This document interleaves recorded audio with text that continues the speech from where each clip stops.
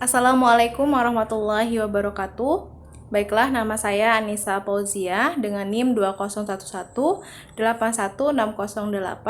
dari Lokal J, jurusan Pendidikan Agama Islam, Fakultas Tarbiyah dan juga Keguruan, Universitas Islam Negeri Sultan Taha Saifuddin Jambi. Video ini saya buat untuk memenuhi tugas ujian akhir semester, yaitu mata kuliah Usul Fikih, yaitu dengan Bapak Pengampu, yaitu Bapak Suprapno MPDI, yaitu mengenai mazhab Sahabi. Ya, yang dimaksud dengan mazhab Sahabi ini ialah pendapat sahabat Rasulullah Shallallahu Alaihi Wasallam, ya, tentang suatu kasus di mana hukumnya itu tidak dijelaskan secara tegas di dalam Al-Quran dan juga sunnah Rasulullah, ya. Nah, sedangkan yang dimaksud dengan sahabat Rasulullah ini adalah setiap orang muslim yang hidup bergaul dengan Rasulullah dengan waktu yang cukup lama serta menimba ilmu dari Rasulullah, ya. Nah, menurut sebagian ulama usul fiqh, ya, mazhab Sahabi ini merujuk kepada pengertian pada pendapat hukum para sahabat secara keseluruhan tentang suatu hukum syara yang tidak terdapat dalam Al-Qur'an, ya, dan sunnah, di mana pendapat para sahabat tersebut merupakan hasil dari kesepakatan di antara mereka. Kemudian adalah dasar, ya, dasar hukumnya. Kemudian bentuk-bentuk dari mazhab Sahabi ini adalah para ulama membagi kaul al-Sahabi ini ke dalam beberapa macam, ya. Di antaranya yaitu perkataan sahabat terhadap hal-hal tidak termaksud dari objek ijtihad. Kemudian mengenai perkataan sahabat yang disepakati oleh sahabat lain. Kemudian juga ada perkataan sahabat yang tersebar di antara para sahabat yang lainnya dan tidak diketahui oleh sahabat yang mengingkarinya atau menolaknya, begitu. Selanjutnya juga ada juga perkataan sahabat yang berasal dari pendapat atau ijtihadnya sendiri, begitu.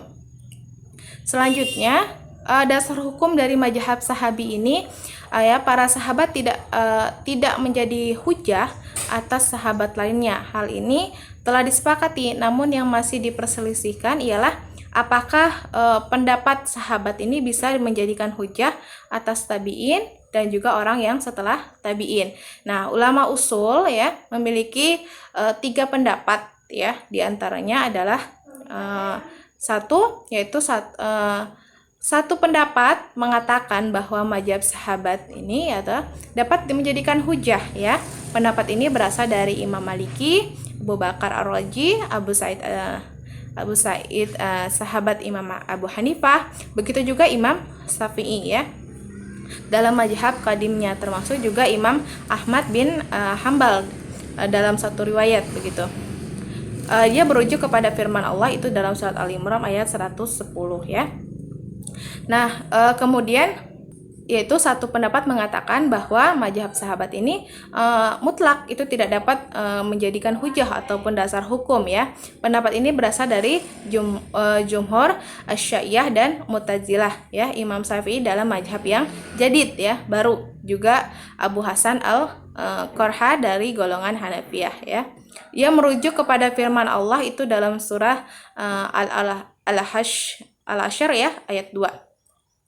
Nah, maksud dari ayat tersebut itu adalah bahwa Allah Subhanahu wa Ta'ala itu mengajukan kepada orang-orang yang mempunyai pandangan ataupun pikiran, ya, untuk mengambil itibar ataupun pelajaran. Yang dimaksud dengan itibar adalah ayat tersebut ialah qiyas dan ijtihad. Nah, sedangkan dalam hal mujtahid sama saja apakah mujahid itu sahabat atau bukan sahabat, ya. Kemudian juga ulama Hanafiyah, Imam Malik, terus juga qaul qadim, Imam Syafi'i, dan pendapat yaitu terkuat dari Imam Ahmad bin Hambal itu menyatakan bahwa pendapat sahabat itu bisa menjadi hujah, ya, dan apabila pendapat sahabat itu tidak bertentangan dengan qiyas, maka pendapat sahabat didahulukan, begitu, ya. Alasan mereka yang dikemukakan itu antaranya adalah firman Allah dalam surah At-Taubah ayat 100, ya. Nah, kemudian dari segi alasan logika ya, pendapat sahabat itu dijadikan hujah karena terdapat kemungkinan ya bahwa pendapat mereka itu berasal dari Rasulullah gitu ya. Di samping itu juga karena mereka sangat dekat dengan Rasulullah dalam rentang waktu yang lama, dan hal ini memberikan pengalaman yang sangat luas kepada mereka dalam memahami syariat dan tujuan-tujuan persyariatan ya, hukum syara.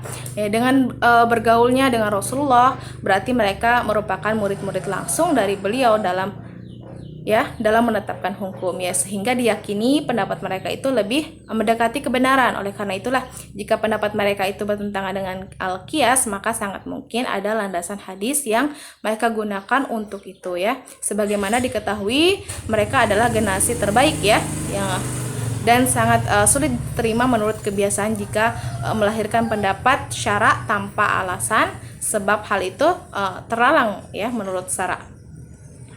Kemudian penerapan mazhab Sahabi ini dalam kehidupan masyarakat itu para ulama ya, perbedaan pendapat para ulama mengenai penerapan mazhab Syafi'i ini ya sebagai salah satu sumber hukum itu menyebabkan perbedaan pula ya dalam menghukumi suatu permasalahan yang tidak ada nas ya. Dan yang menjelaskan berikut ini beberapa contoh ya, sekian banyak contoh yang ada yang erat kaitannya dengan kehidupan sehari-hari. Contohnya itu seperti satu, hukum sujud tilawah, apakah itu wajib atau sunnah ya kan. Kemudian juga apakah hukum salat Jumat bagi yang sholat id ya. Terus juga ada juga hukum potong tangan bagi seorang pembantu yang mencuri begitu ya. Terus juga ada mengenai pernikahan pada masa idah begitu ya. Nah, demikianlah penjelasan singkat mengenai mazhab Sahabi ya. Jika ada kekeliruan saya mohon maaf ya, saya juga masih terus belajar ya, masih kekurangan ilmu. Saya akhiri dengan wassalamualaikum warahmatullahi wabarakatuh.